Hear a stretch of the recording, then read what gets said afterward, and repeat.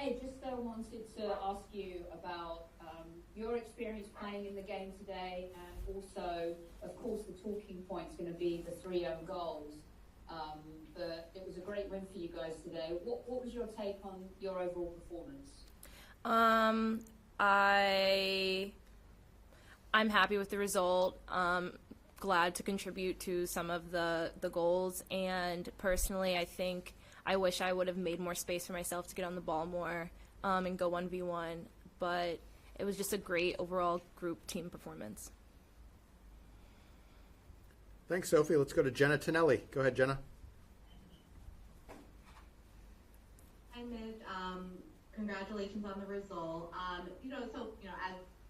As already been said, everyone's kind of talking about these own goals. But really what created those opportunities was a consistent attack and pressure from the U.S. So as someone who was involved in a couple of those, what do you think that the U.S. was doing right in those moments to create those opportunities? What did you like that you saw from the team?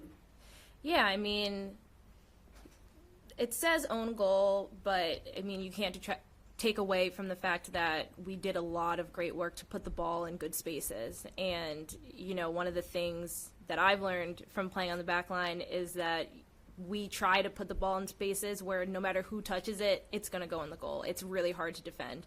And I think we did. We put in balls that were difficult to defend, and it worked out for us today.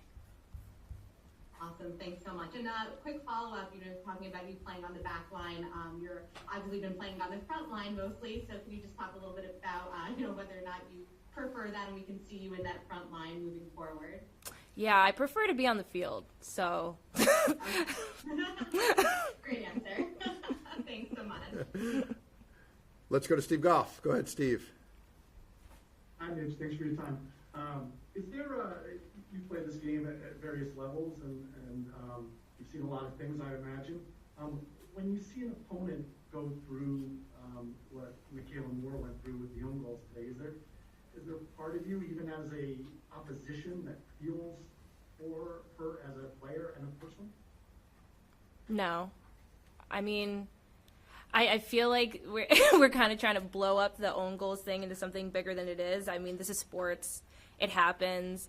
I've had days where I've scored own goals, and it just happens. And it's not great for the person, but that's the game, and you keep going on. And all of us will play a new game on Wednesday. Wednesday? Yep. Yeah, on Wednesday. So we'll keep it pushing, and so will she.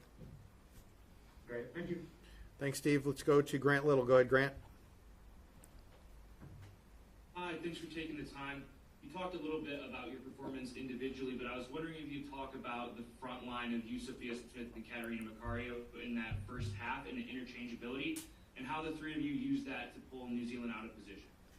Yeah, I mean, Kat and Soph are just phenomenal players, and they're fantastic to play with. They have so many tools and weapons in their toolkit, so it's really nice to be able to have that flexibility when you're up there, knowing that, if I get caught in a specific place in a transition, it doesn't matter where I am, because those two will have the tools and the skills to get out of any type of pressure and build from where we are.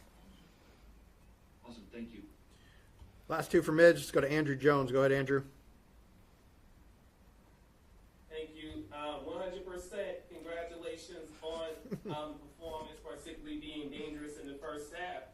Your team did create chances on Thursday and just were probably unlucky to put in the back of the net. So do you feel that there was something else different from this game other than it just going into the back of the net, or did you feel you did something better on Thursday besides just going into the back of the net this time? I think something that people who don't study the game may overlook would be the runs in the box when the crosses are coming.